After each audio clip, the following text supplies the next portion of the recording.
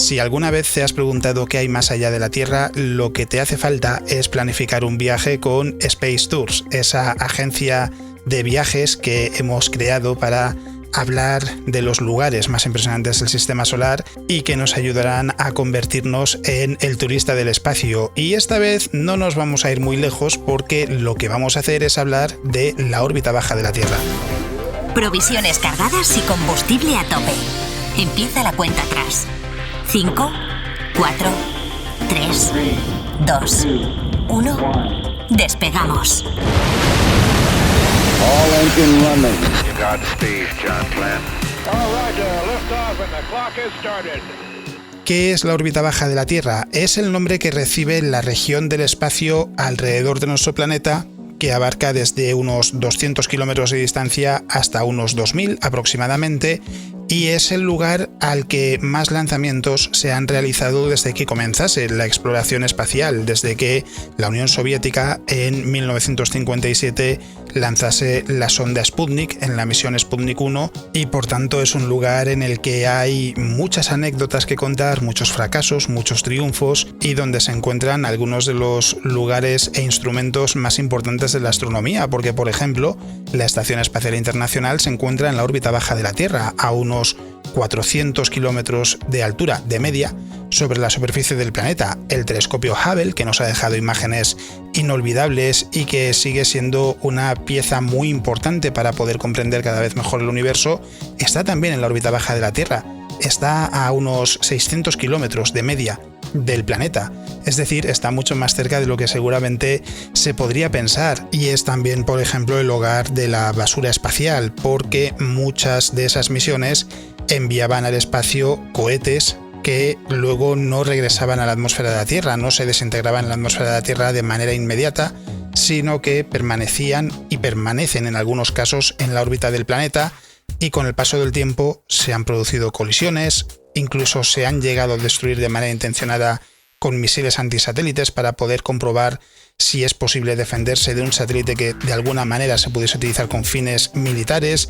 ¿Y eso qué quiere decir? Que en realidad, con el paso del tiempo, a medida que se han ido enviando misiones a la órbita baja de la Tierra, se ha ido generando un problema que, si no se ataja, podría suponer que en el futuro no se pudiese llegar a tener una estación en la órbita baja de la Tierra, porque esa basura espacial supondría un riesgo constante de colisión. Sí que se podría viajar a otros lugares del sistema solar, pero no lo podríamos utilizar. Es decir, a medida que hemos empezado a viajar al espacio, cada vez con más frecuencia, lo que ha sucedido es que, hasta que se ha entendido realmente el impacto que tiene esa actividad, se ha llegado a un punto en el que es necesario limpiar el entorno de la órbita baja de la Tierra para asegurarnos de que sea utilizable para esas estaciones espaciales privadas, por ejemplo, que se quieren desplegar en los próximos años y que en algunos casos van a ir dirigidas precisamente a turistas espaciales. Y esos turistas podrán seguir los pasos de algunos astronautas muy conocidos, como pueden ser Yuri Gagarin o Valentina Tereskova.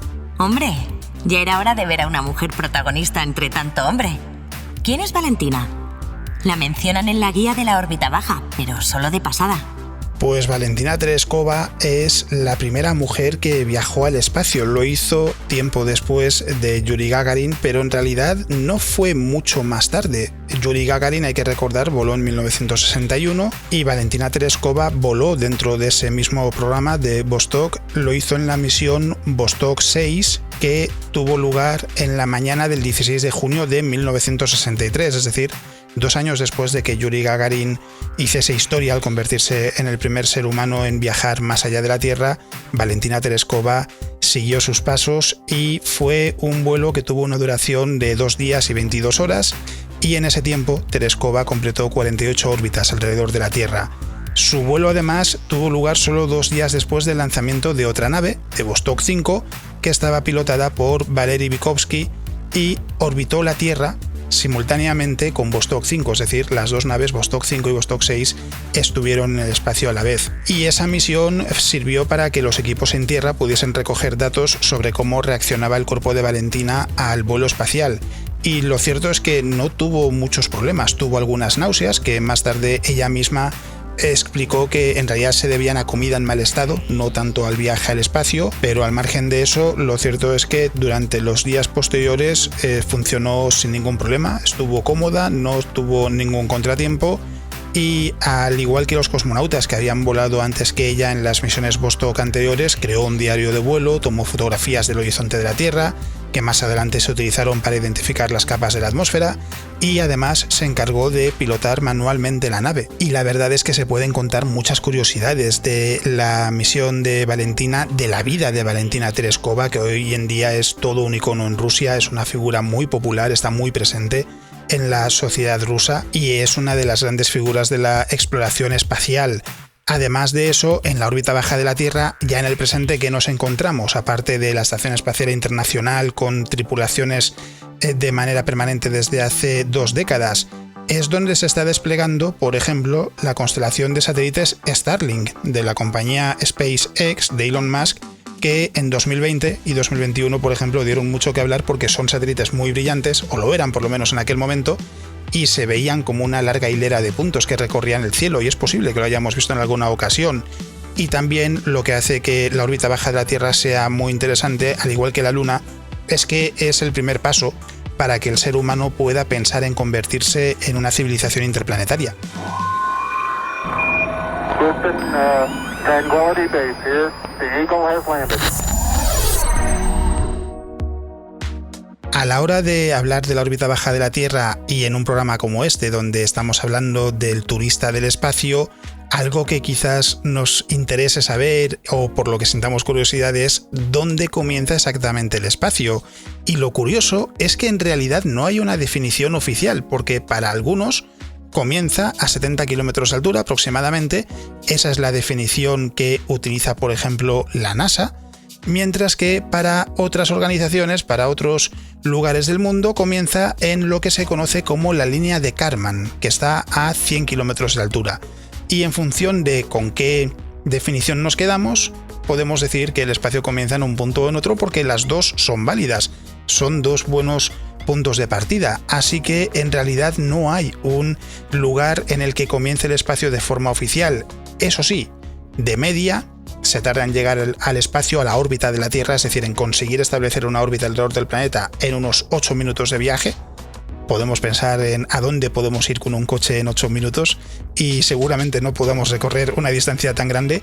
Y además hay que decir que esa discrepancia en a qué distancia se encuentra el espacio es lo que permite que, por ejemplo, ahora que ya estamos empezando a ver vuelos de turistas con las compañías Blue Origin y Virgin Galactic, en los dos casos digan que han llegado al espacio, a pesar de que Blue Origin lleva a sus turistas más allá de la línea de Kármán, es decir, a algo más de 100 kilómetros de altura, mientras que Virgin Galactic los lleva a algo más de 70 kilómetros de altura. Los dos dicen que llevan a los turistas al espacio, al borde del espacio, y sin embargo son dos alturas bastante diferentes. ¿Por qué? Porque se apoya cada uno en una definición diferente. No me puedo creer que menos de lo que tardo en ducharme ya pueda estar en la órbita baja. Esto quiere decir que vamos a una velocidad del rayo, ¿no, Alex? Me van a salir todas las fotos movidas.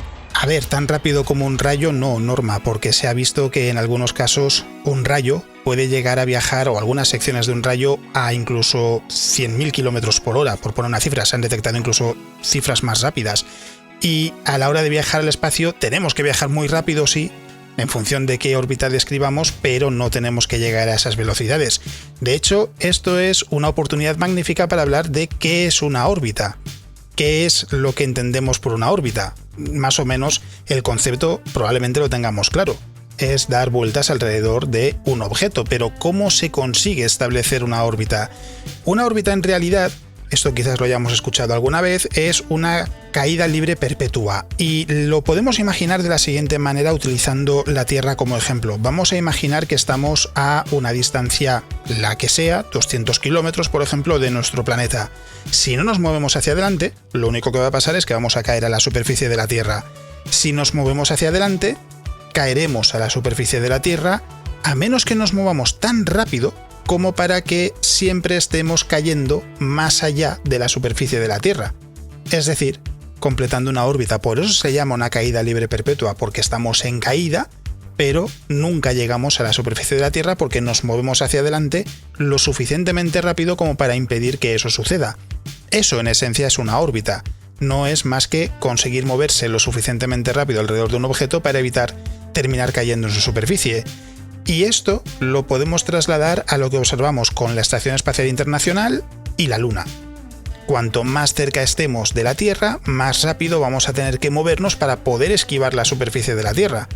Cuanto más lejos estemos, más lento nos podremos mover. ¿Esto qué provoca?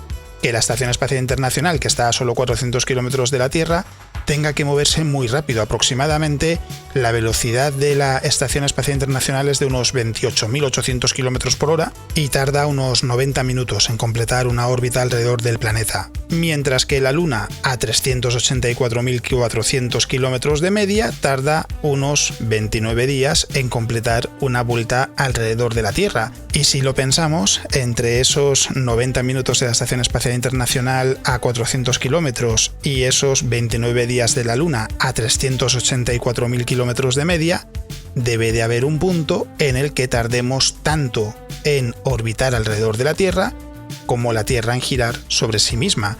Esa es la región en la que se instalan los satélites geoestacionarios, que se llaman así porque permanecen constantemente sobre el mismo punto de la Tierra. ¿Por qué? Porque su órbita dura exactamente 24 horas, igual que la Tierra tarda en rotar sobre sí misma.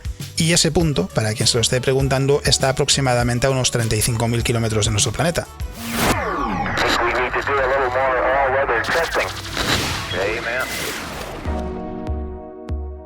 Y la Estación Espacial Internacional específicamente también es útil porque, por un lado, ya lo hemos comentado, es el primer lugar en el que tenemos presencia humana ininterrumpida desde hace más de 20 años. Cada 6 meses aproximadamente llega una nueva expedición, es como se las llama, y va rotando el personal que hay en la estación, pero desde principios de los 2000 siempre ha estado habitada. Y allí se llevan a cabo diferentes experimentos. Algunos tienen que ver con el estudio del universo, tienen que ver con entender mejor cómo es el lugar en el que vivimos, tienen que ver con entender las condiciones en la Tierra, incluso estudios sobre la vida. Pero también hay estudios y experimentos para ver cómo se adapta el ser humano a un entorno que es diferente, porque en la Estación Espacial Internacional nos encontramos en un entorno de microgravedad.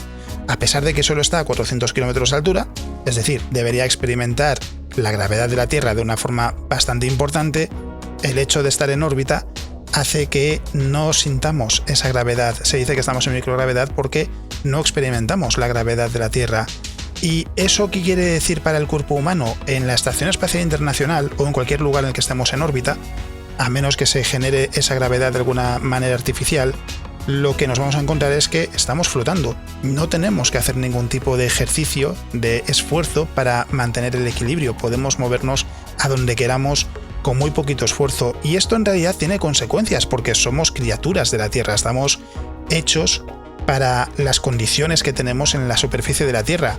Así que lo que se hace, por ejemplo, en la Estación Espacial Internacional es entender qué efectos tiene en el ser humano permanecer durante 6 meses en el espacio. Se sabe, por ejemplo, que provoca pérdida de masa ósea porque nuestros huesos no tienen que aguantar nuestro peso, se pierde masa muscular porque no es necesario realizar esos grandes esfuerzos. En el caso de la vista, los astronautas sufren una pequeña pérdida de visión que se recupera con el paso del tiempo y, por tanto, hay que entender bien cómo se pueden mitigar esos problemas a la hora de, por ejemplo, regresar a la Tierra. 6 meses después, los astronautas tardan unos días en volver a estar acostumbrados a las condiciones en la Tierra. Y lo más importante, ¿cómo se puede utilizar esto para, por ejemplo, pensar en un viaje a Marte? Porque ya hemos hablado de ello. El viaje a Marte es muy largo, es de unos cuantos meses y, por tanto, esa masa ósea, esa masa muscular que se pierde, tiene que ser recuperada porque en Marte tenemos la tercera parte de la gravedad de la Tierra y es necesario tener muy claro cómo se puede conseguir eso. Así que la Estación Espacial Internacional en ese sentido es un laboratorio fantástico, es por supuesto el laboratorio más complejo que se ha lanzado nunca, al menos por ahora, porque llegarán estaciones todavía más complejas y de hecho también se han lanzado estaciones más sencillas porque aquí es también en la órbita baja de la Tierra donde se han desplegado las primeras estaciones espaciales. La Estación Espacial Internacional está en esa lista, pero también es donde se lanzó la estación espacial Skylab, que fue la primera de Estados Unidos, la estación espacial rusa Mir, las estaciones Salyut de la Unión Soviética o Tiangong, la estación espacial china, que ha tenido varios modelos, Tiangong 1, Tiangong 2 y ahora en la que están es Tianhe, es como se llama el módulo central, y que están expandiendo. Y además aquí, la órbita baja de la Tierra es un lugar en el que no tenemos que dejar volar la imaginación. Los primeros turistas espaciales ya están volando al espacio, ya están viajando más allá de nuestro planeta en esos vuelos de Virgin Galactic, en esos vuelos de Blue Origin, en misiones de SpaceX, como por ejemplo la misión Inspiration 4, que tuvo lugar a finales de 2021, donde un grupo de personas normales y corrientes, con más o menos formación, porque uno de ellos, el comandante, es Jared Isaacman y es verdad que es piloto de aviones, pero entre comillas, gente normal y corriente en cuanto a que no son astronautas, estuvieron orbitando alrededor de la Tierra durante varios días, viviendo en un entorno de microgravedad y experimentando lo que experimentan los astronautas. De hecho, también esa misión específicamente se utilizó para ver cómo se comporta el cuerpo humano, en este caso de gente que no está entrenada como un astronauta en el espacio. Es decir, es algo que ya está sucediendo, ya hay turistas que están viajando más allá de nuestro planeta. Veo aquí en una búsqueda rápida en Google que se están cultivando hortalizas para ver si crecen en el espacio. Y lo más importante, si se pueden comer. A este paso en el futuro, vamos a poder ir al supermercado del espacio a hacer la compra.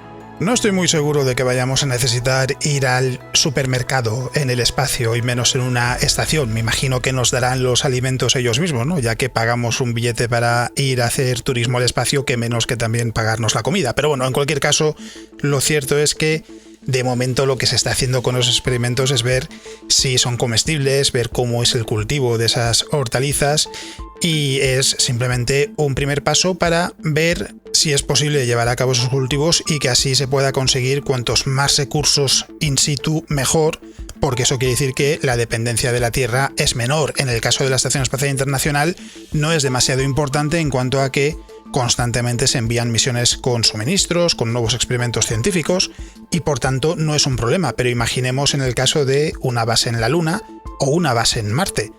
Cuantas más cosas se puedan obtener allí mismo, mucho mejor, porque así la dependencia de la Tierra será menor. Y la órbita baja de la Tierra en realidad es un lugar interesante por sí misma porque tiene un valor ya histórico, no solo por esas primeras misiones tripuladas, por los primeros seres humanos que viajaron al espacio, sino porque es donde está el telescopio Hubble, que está investigando el universo, está ayudando a entenderlo cada vez mejor. De hecho, en el momento en el que grabamos este podcast, hace no mucho se ha anunciado el descubrimiento de una estrella llamada Earendel, que la vemos tal y como era cuando el universo tenía 900 millones de años.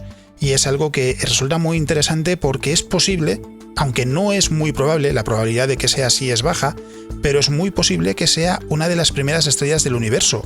Y si no lo es, si no es de esa primera generación de estrellas que solo podían utilizar hidrógeno y helio porque no había más elementos, el resto de elementos se fueron forjando gracias a la existencia de estrellas, es una de las estrellas que apareció poco después de que empezasen a estar disponibles esos elementos. Y ha sido posible gracias al telescopio Hubble, y en realidad no está tan lejos de nosotros, está en la órbita baja de la Tierra. Y la utilidad de una herramienta como el telescopio Hubble creo que es algo que está fuera de toda duda. Además, es fácil que hayamos visto alguna de esas imágenes tan espectaculares que ha ido capturando a lo largo del tiempo. Y si no es así, qué mejor momento para empezar a buscarlas, porque si tenemos un navegador a mano podemos buscar, por ejemplo, los pilares de la creación. Lo más probable es que hayamos visto la imagen y que no sepamos que se llama así. Es una región dentro de la nebulosa del Águila en la que se están formando nuevas estrellas de la Vía Láctea y que el telescopio Hubble captura con todo lujo de detalles, y se han llevado a cabo estudios sobre la formación de estrellas, sobre las nebulosas, gracias a este telescopio. Y pensando en un viaje turístico por la órbita baja de la Tierra, seguramente tanto la Estación Espacial Internacional como el telescopio Hubble serían las dos primeras paradas, o por lo menos dos paradas obligatorias. Y sorprendería seguramente ver que el telescopio Hubble es, según como lo queramos ver, más grande o más pequeño de lo que esperábamos, porque mide unos 13 metros de largo y tiene un diámetro de 4 metros. Es decir, aproximadamente viene a ser un camión grande. Lo podemos imaginar así si queremos. Tenemos un camión grande en la órbita de la Tierra que lo que está haciendo es desentrañar los misterios del universo. También nos encontramos aquí con un lugar que no es tan atractivo porque en la órbita baja de la Tierra también tenemos los cinturones de Van Allen, o por lo menos parte de los cinturones llegan a cubrir la órbita baja de la Tierra. Y hay que decir que los cinturones de Van Allen son dos zonas que rodean al planeta en las que nos encontramos con cantidades bastante elevadas de partículas cargadas de alta energía, es decir, que tengan alta energía lo que quiere decir es que se mueven muy rápido a velocidades parecidas a la de la luz, y de ellos el cinturón interno, que es el más intenso también, se extiende desde más o menos 1000 kilómetros de altura hasta los 6000 por encima de la Tierra. Luego hay un segundo cinturón, el cinturón exterior, que va de los 15.000 kilómetros a aproximadamente 25.000. Y es posible que a lo mejor en alguna ocasión hayamos escuchado a la NASA decir que los cinturones de Van Allen son impenetrables. Es más, que hayamos escuchado eso como argumento por parte de algunos de por qué supuestamente no se podría viajar más allá de la Tierra. En realidad, cuando la NASA habla de que los cinturones de Van Allen son impenetrables, lo que están diciendo es que es así para los electrones. Las naves que hemos enviado a otros lugares del sistema solar, los seres humanos han atravesado los cinturones de Van Allen, pero sí que es verdad que se intenta atravesar, en el caso de misiones tripuladas, lo más rápido posible para mitigar la exposición a esa radiación, porque sí que si fuese una exposición prolongada podría tener consecuencias negativas en el cuerpo humano. Y quizás ese es otro aspecto que hay que tener presente también, y es que la órbita baja de la Tierra es un lugar hasta cierto punto peligroso en cuanto a que, al margen de que lógicamente tenemos que tener presente que los cinturones de Van Allen suponen un problema para el ser humano por su radiación, es decir, no se puede estar permanentemente en ellos, ni mucho menos. También tenemos, por un lado, el impacto de las tormentas solares. En tormentas muy intensas es necesario refugiarse en partes mejor protegidas de la Estación Espacial Internacional. Esto lo podemos traducir en el caso de turistas espaciales, en que si estamos en una estación espacial puede que nos digan que nos dirijamos a una zona que esté mejor protegida de la radiación para evitar que pueda ser un problema.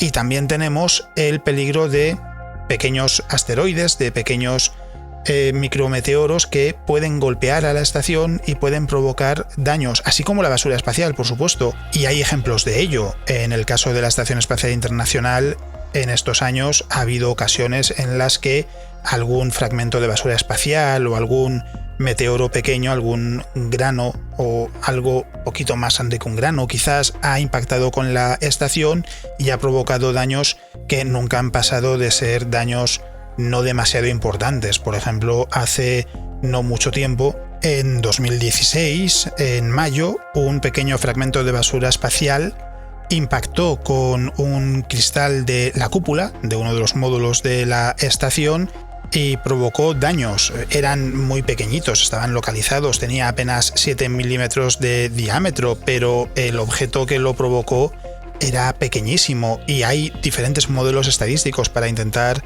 determinar cuánta basura espacial hay en la órbita de la Tierra, y lo que se calcula es que hay 166 millones de objetos en órbita que tienen un diámetro de 1 milímetro a 1 centímetro.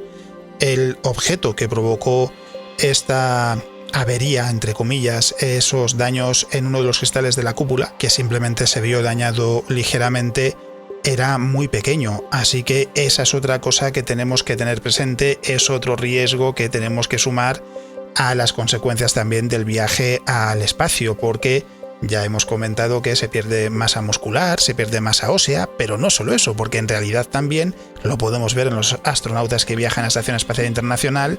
La falta de gravedad afecta al cuerpo y provoca que la circulación sanguínea se vea modificada y se nos hinche la cabeza, por ejemplo. Has visto que normalmente no me mareo, pero basta con decirlo para que me dé un viaje a la cabeza. Pobres astronautas, mira que trabajan duro ahí arriba y luego en la Tierra necesitan un tiempo para recuperarse. Y es verdad, ahora que lo dices, parece que los cascos se les quedan pequeños. Discovery's core computers now have primary control of critical vehicle functions. Es algo a lo que seguramente, si viajamos al espacio y permanecemos allí durante varios días, nos tendremos que acostumbrar. A la pérdida de masa muscular y ósea no, porque eso se manifiesta solo en permanencias más largas, pero sí, ese cambio en la circulación sanguínea, por ejemplo, se nota muy rápidamente.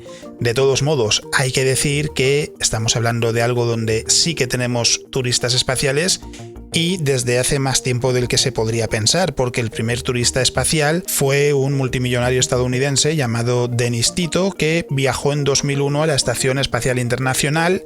No se sabe cuánto pagó. Los rumores lo que dicen es que pagó unos $20 millones por una semana en el laboratorio espacial. Y ahora mismo lo que tenemos es esos vuelos al borde del espacio de Virgin Galactic, de Blue Origin, que no está muy claro cuánto cuestan. En el caso de Blue Origin, por ejemplo, ahora mismo no hay una cifra oficial. Virgin Galactic lo que dijo es que espera poder ofrecer sus billetes por unos $350.000. Y tenemos esas misiones que está llevando a cabo, por ejemplo, SpaceX a la Estación Espacial Internacional, a la órbita baja de la Tierra, que de momento no siempre se dice cuánto han costado. A finales de 2021, Yusaku Maezawa voló con la agencia espacial rusa, con Roscosmos, a la Estación Espacial Internacional, permaneció allí durante algo más de 10 días y de nuevo, no se sabe cuánto pagó, pero sí que no fue poco dinero. Lo podemos poner en perspectiva con lo siguiente. Normalmente lo que se dice es que un asiento en una cápsula Soyuz de Roscosmos puede tener un coste de entre 20 y 40 millones de dólares. Yusaku Maezawa, por esa permanencia que fue de 12 días, se dice, pagó 120 millones de dólares. Y es verdad que aprovechó su permanencia allí, hizo un montón de vídeos, hizo un montón de contenido para la gente que está siguiendo su aventura, pero nos da una idea también de en qué punto se encuentra ahora mismo el turismo espacial en cuanto a que estamos hablando de algo que está al alcance de muy pocos bolsillos, incluso en el caso de algo como Virgin Galactic, que es un vuelo al borde del espacio que hay que decir, dura apenas unos 10 minutos de principio a fin, y lo que es la parte de microgravedad, la parte de flotar en el espacio, es de apenas 2-3 minutos, más o menos, no dura mucho más. Es algo que también está lejos del alcance de muchos bolsillos. Pero, de todos modos, poco a poco este tipo de viajes y este tipo de misiones están empezando a proliferar, porque Inspiration 4 ha sido una misión muy interesante, pero no es la única. En el futuro se están planeando diferentes misiones. De hecho, ahora mismo en 2022 se ha llevado a cabo la misión Axiom 1 en abril, en el que 4 personas, entre ellos Miguel López Alegría, han viajado a la Estación Espacial Internacional y ha sido la primera tripulación completamente privada que ha viajado a la Estación Espacial Internacional desde que se pusiese en órbita. Vi el documental de Inspiration 4 en Netflix y me encantó eso de que los turistas seleccionados fueran gente normal a los que les flipa el espacio. Se someten a pruebas extremas y los pobres sufren mucho, pero luego disfrutan en la nave dando vueltas y más vueltas a la Tierra durante unos días. Es que en realidad eso es lo que va a pasar en el futuro, que cada vez más gente va a poder viajar al espacio y lo van a hacer seguramente porque tengan esa pasión por el espacio, por viajar más allá de la Tierra. Y de hecho ya se está empezando a trabajar en estaciones espaciales en el futuro en la órbita baja de la Tierra por 2 motivos. Por un lado, porque la Estación Espacial Internacional no va a estar en funcionamiento de manera indefinida.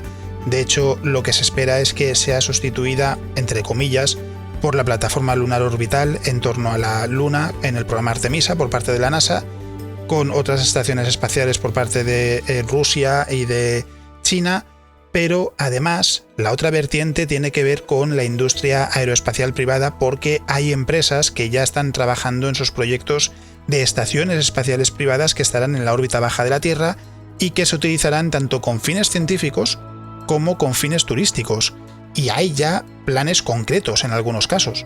A finales de 2021, por ejemplo, Blue Origin, la compañía de Jeff Bezos, presentaba Orbital Reef, que es básicamente la intención de construir una estación espacial privada que podría llegar a albergar hasta 10 personas, pero que no esperan que esté en funcionamiento antes de la segunda mitad de esta década de 2020. También está, por ejemplo, la estación Starlab, que está planteada por 3 compañías llamadas NanoRacks, Voyager Space y esta seguramente nos resulte mucho más familiar, Lockheed Martin, que tienen intención de construir esta estación y que esté operativa en 2027, y que se suma a otras iniciativas, además de Orbital Reef, de Blue Origin, de, por ejemplo, Axiom Space, que también quiere tener su propia estación espacial, y que están empezando a dar los primeros pasos para convertirlo en una realidad. El objetivo es básicamente que esas estaciones se puedan utilizar con fines científicos por parte de agencias espaciales, como puede ser la NASA o Roscosmos, y por otro lado que se puedan utilizar con fines turísticos. Lo que pasa es que aquí más limitados en cuanto a que lo que estamos pensando es simplemente estar en esa estación durante unos días. No estamos pensando en algo que también se ha empezado a jugar ya con esa idea de manera muy abstracta. No se ha concretado todavía en una estación que se vaya a construir próximamente, pero ya se ha jugado con la idea de hoteles espaciales básicamente, y que ahí sí que lo que se busca es básicamente que los turistas que quieran viajar al espacio y se lo puedan permitir, puedan permanecer varios días en la órbita de la Tierra y que puedan, entre comillas, llevar a cabo una vida más o menos normal en esa estación espacial alrededor del planeta en los días que permanezcan allí. ¿Qué cosas se podría hacer en una estación espacial turística? Casi cualquier cosa que queramos imaginar. A fin de cuentas, en este caso sí que podemos decir que dentro de lo posible la imaginación es el límite. Si queremos imaginar que podemos comer en un restaurante en esa estación espacial mientras vemos la Tierra en una de las ventanas, es posible, seguramente pasará tarde o temprano. Si queremos imaginar que tenemos una habitación privada con una ventana para ver la Tierra mientras estamos orbitando el planeta, seguramente es lo primero que se va a hacer. Es decir, ¿qué tipo de actividades se podrían llevar a cabo? Depende de hasta dónde queramos llegar con la imaginación y del tamaño que tenga esa estación espacial. De hecho, hay que decir que algo que todavía no está planteándose seriamente es cómo mitigar el problema de la microgravedad. En cuanto a que es posible, esto lo hemos visto en la ciencia ficción, generar gravedad de manera artificial haciendo girar una parte o la estación en su conjunto, y que así la transición de la superficie de la Tierra al espacio sea mucho más suave, porque estaríamos en microgravedad en el viaje a la estación espacial, si está en la órbita baja de la Tierra, pero dentro de la estación espacial experimentaríamos una gravedad más o menos parecida a la de la Tierra. Así que en ese sentido, ¿qué podríamos hacer en una estación espacial turística? Casi lo que queramos imaginar. Y en realidad puede que en algún momento se convierta en una imagen cotidiana, porque es posible que en un futuro todavía lejano, tecnológicamente estamos lejos de pensar en algo así, se pueda pensar seriamente en construir estaciones orbitales que sean colonias, que tengan una capacidad para miles o incluso millones de personas, y que haya gente que pueda vivir en esas estaciones sus vidas de principio a fin, viajando a la Tierra de cuando en cuando para visitar a sus familiares o para hacer turismo, lo que sea, y que permanezcan en estas colonias orbitales. Hay algo que vale la pena mencionar, que es el trabajo de Gerard O'Neill, que a finales del siglo XX desarrolló diferentes conceptos y se planteaban cosas como una colonia orbital que pudiese tener capacidad para albergar, por ejemplo, a 10.000 personas en la órbita de la Tierra de manera permanente. O sea que es algo que también podría suceder en el futuro, pero es verdad que para eso todavía habrá que esperar bastante tiempo, porque los desafíos tecnológicos son muy grandes. Y después de viajar al espacio, hay que regresar a la Tierra, y eso también es toda una experiencia, porque el regreso a la Tierra en una nave que va a miles de kilómetros por hora es de todo menos tranquilo. En cuanto llegamos a la atmósfera, la fricción con la atmósfera es la que frena la nave, es la forma más eficiente de conseguirlo. La temperatura en la nave, si no se toman medidas, aumenta enormemente, y además, si la nave no está bien diseñada, si el diseño no es el adecuado, la nave directamente se desintegraría en la atmósfera. Lógicamente no es el caso de una cápsula, por ejemplo, en la que viaje una tripulación, o algo como el transbordador espacial que se utilizaba en Estados Unidos. Y en la reentrada, lo que hace falta es, por ejemplo, tener un escudo térmico en la parte frontal de la nave para evitar que la temperatura sea tan elevada que la nave esté en peligro de ser destruida, y así poder mantener la cápsula intacta y que no haya ningún tipo de peligro para los tripulantes. Durante esa reentrada llega un momento en el que se forma una cobertura de plasma alrededor de la cápsula, y eso quiere decir que si estamos en contacto con la superficie de la Tierra, durante unos minutos se va a perder la conexión, no va a haber forma alguna de comunicarnos con la superficie ni de que ellos se comuniquen con nosotros. Esto es algo que pasa en las misiones que se llevan a cabo hoy en día, y esos minutos siempre son de tensión porque, a ver, se puede ver que todo va en orden, pero claro, es una experiencia en la que si algo sale mal, no se va a saber hasta minutos después. Puede resultar bastante angustioso. Por suerte, como digo, hoy en día está todo muy bien trabajado y nunca hay sobresaltos. Pero aquí seguramente lo mejor que se puede hacer es rescatar el testimonio de Chris Hadfield, un astronauta canadiense que lo resumía de una manera muy sencilla y muy gráfica, que es la de regresar a la Tierra en una de estas cápsulas es como volver de repente al planeta a lomos de un meteorito. Va a toda velocidad, pero la ventaja es que ese meteorito, entre comillas,